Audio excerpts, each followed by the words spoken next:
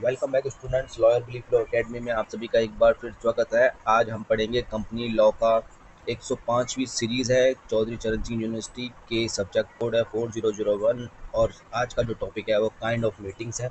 Meetings किसे कहते हैं आज हम वो जानेंगे और साथ ही हम डिस्कस करने वाले हैं वो सारे के सारे टॉपिक्स जो कि CCSU के अंदर सब्जेक्ट कोड जो 401 है उसका सिलेबस हम डिस्कस करेंगे। जैसे कि हम सभी जानते हैं कि हम लोग अपना टॉपिक शुरू करने से पहले एक बार सिलेबस पर नज़र डालते हैं और सिलेबस पर नज़र डालने का हमारा मेन उद्देश्य ये होता है कि बच्चों को सब्जेक्ट सारे पढ़ लेते हैं लेकिन एक्चुअली उनको रियल में अगर देखा जाए तो उनको अपना जो बेसिक जो सिलेबस है वही नहीं पता होता। और हम नहीं चाहते कि हमारे जो कोई स्टूडेंट्स अगर पढ़ रहे हैं और उन्हें सिलेबस ना पता हो तो ये हमारे लिए बहुत बड़े ही दुख की विषय की बात होगी। इसलिए मैं नहीं चाहता कि इस तरीके का कोई दुख का विषय उनके लिए हो।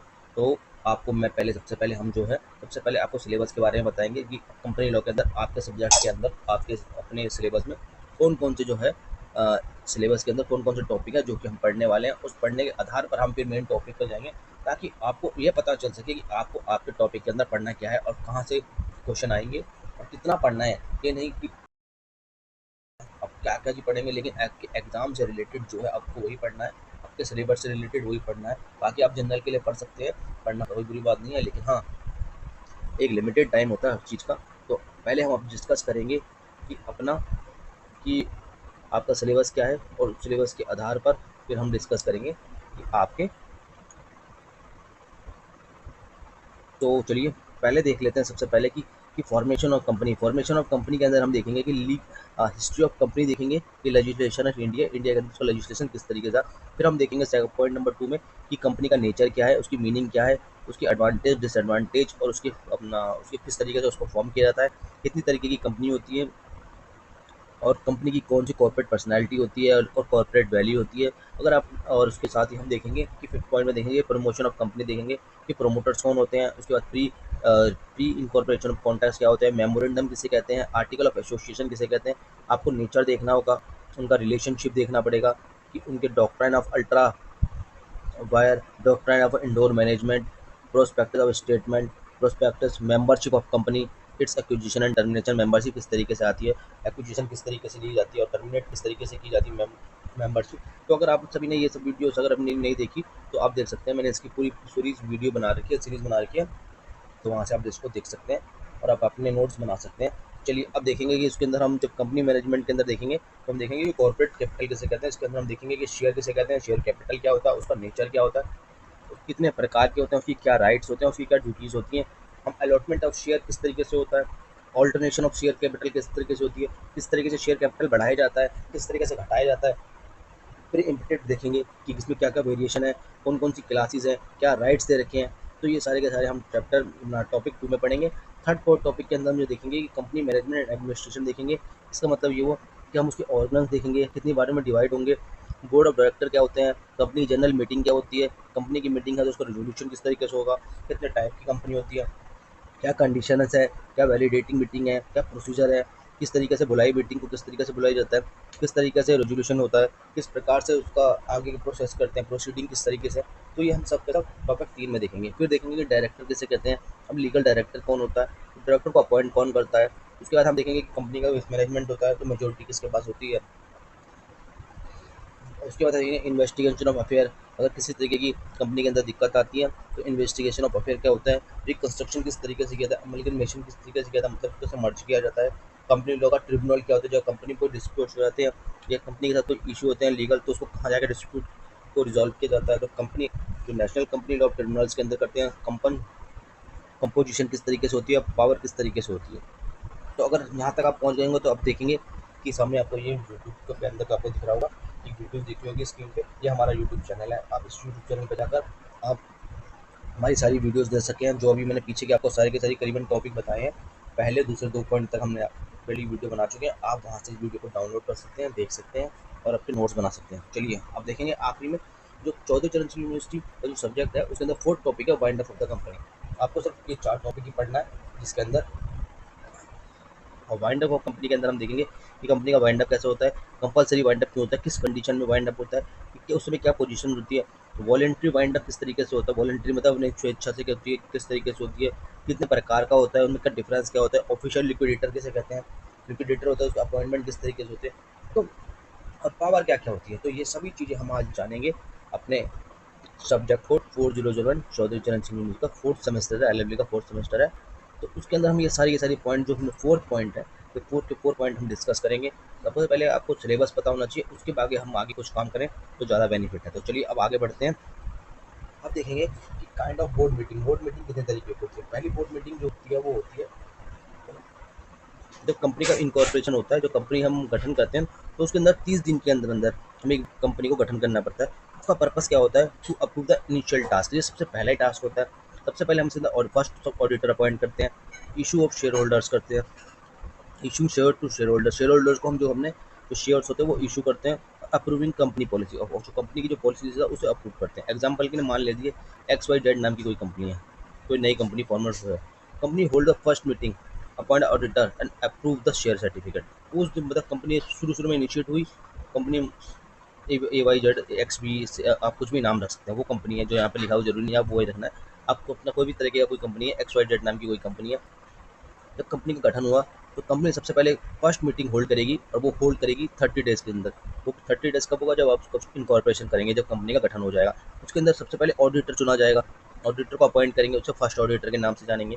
तो जो कंपनी के जो शेयर थे वो शेयर होल्डर को दिए जाएंगे, उसके बदले में उनको सर्टिफिकेट मिलेगा जिसे हम शेयर सर्टिफिकेट कहते हैं। तो यहाँ तक आप अगर आ गए होंगे चैनल पे, तो ये सारी की सारी आपको मैं जैसे मेरी पीडीएफ वीडियो में आपको बता चुका हूँ कि इसके अंदर आप प्रीवियस ईयर के क्वेश्चन पेपर को डाउनलोड कर सकते हैं, हमारे अपना यूट्यूब के चैनल को सब्सक्राइब कर सकते हैं, लाइक कर सकते हैं, अपने सभी दोस्तों तक शेयर कर सकते हैं। चलिए आगे बढ़ते हैं। पहले तो हमने देख ली, अब देखेंगे कि रेगुलर बोर्ड मीटिंग मतलब क्वार्टरली बेसिस पे होती है, हर 3 महीने में एक बोर्ड मीटिंग होती है और साल के अंदर ये 4 मीटिंग होती है। और ये चारों और इनके बीच में जो गैप होता है वो 120 दिन से ज़्यादा नहीं होना चाहिए। मतलब इन दो मीटिंग के बीच में ना 120 दिन से ज़्यादा का गैप नहीं होना चाहिए।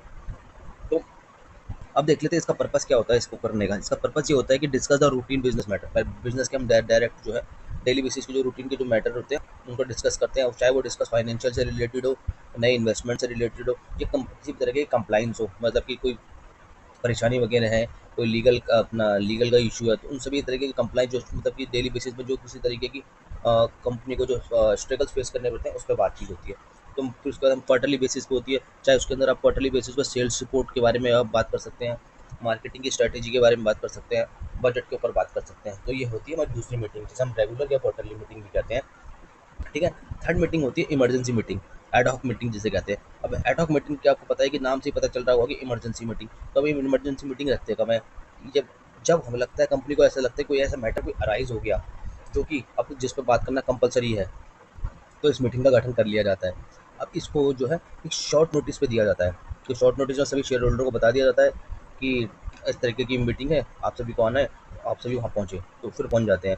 और इस मीटिंग को बोर्ड ऑफ डायरेक्टर द्वारा अप्रूव कर दिया जाता है। पर्पस इसका कोई हो सकता है कि मान लीजिए कोई फाइनेंशियल क्राइसिस आ गया, लीगल डिस्प्यूट्स आ गया, या कोई सडन रजिस्ट्रेशन या रिजिग्नेशन किसी ने दे दिया एग्जीक्यूटिव ने, तो फ्रॉम या किसी के जाने से कंपनी बंद तो नहीं होगी, या किसी कंपनी को परेशानी होगी तो नहीं होनी चाहिए। तो इसके लिए जो है ये सारी की सारी पहले से ही प्लानिंग करके चलते हैं, और इसके तहत जो भी डिसीजन लेना होता है या किसी भी तरीके की बेस्ट से बेस्ट जो प्रॉब्लम का सोल्यूशन होता है वो करना पड़ता है। तो उसके लिए बोर्ड ऑफ मीटिंग फटाफट बैठा दी जाती है, इमरजेंसी बोर्ड ऑफ मीटिंग बैठा दी जाती है।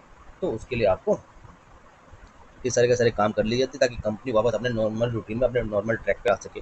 तो अब आपको जानते हैं कि इमरजेंसी मीटिंग बैठा देंगे, इसमें की ऑफ डायरेक्टर होंगे, उसमें रिजाइन या अपॉइंटमेंट दे सकता है, एक रिप्लेसमेंट हो सकती है, तो उसके सब्सिट्यूट वहाँ फिट करने पड़ते हैं। तो चलिए हम 3 मीटिंग के बारे में डिस्कस कर सकते हैं। चौथी मीटिंग के बारे में जाएंगे, कम्युनिटी मीटिंग होती है जिसे सब बोर्ड मीटिंग भी कहते हैं। सब बोर्ड मीटिंग होती है, इसका कोई फिक्स कोई शेड्यूल टाइम होता नहीं है कि इसको कब कब गठन करना है, लेकिन हाँ ये होता है कि इसको भी करना जरूरी होता है।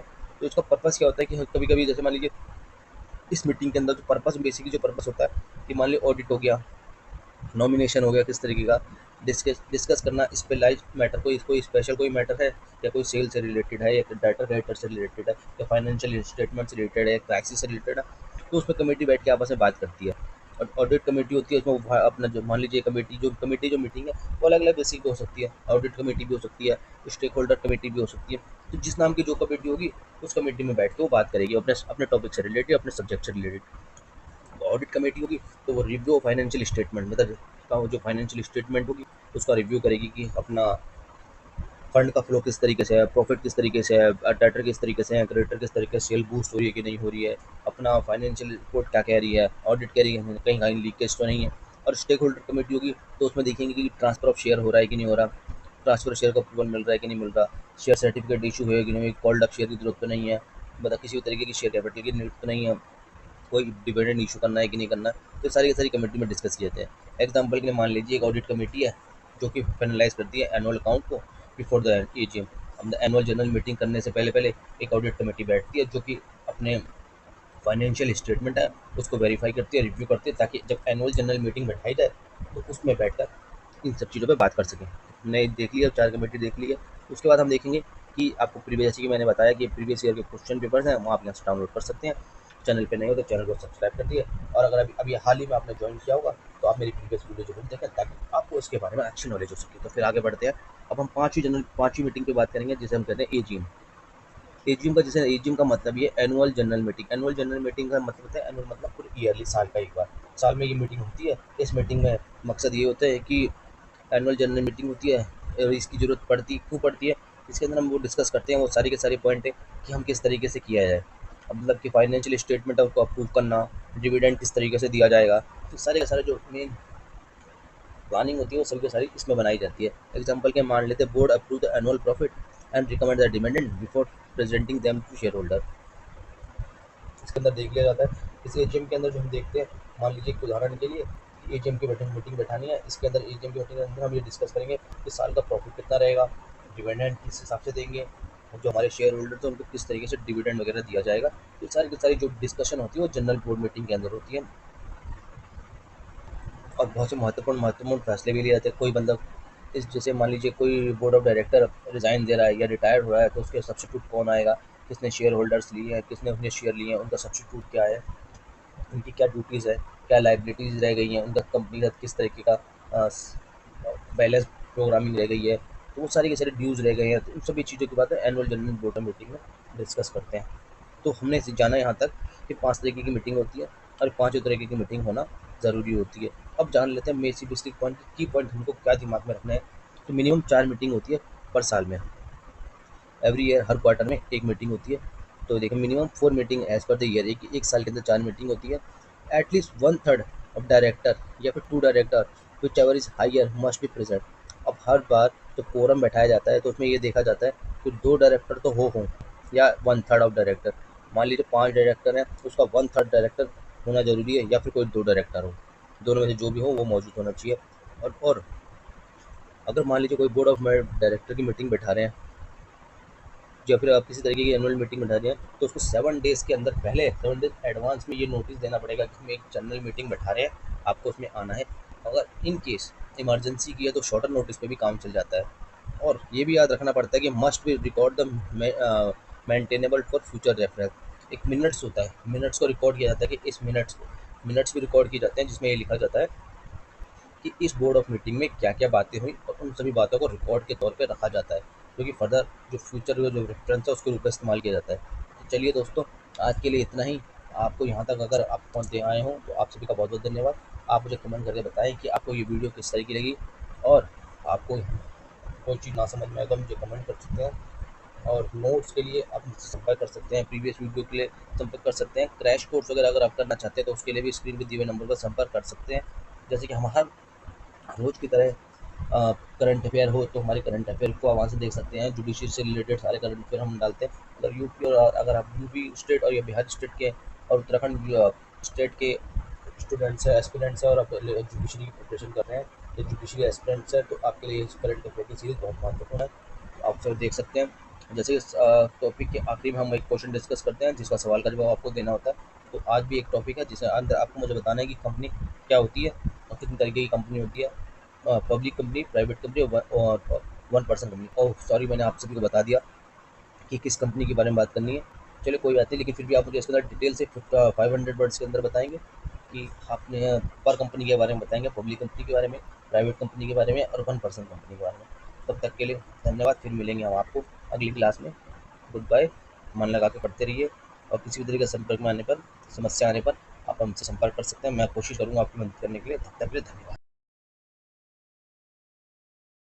के लिए धन्यवाद। फिर मिलते हैं अगली क्लास में नए टॉपिक के साथ।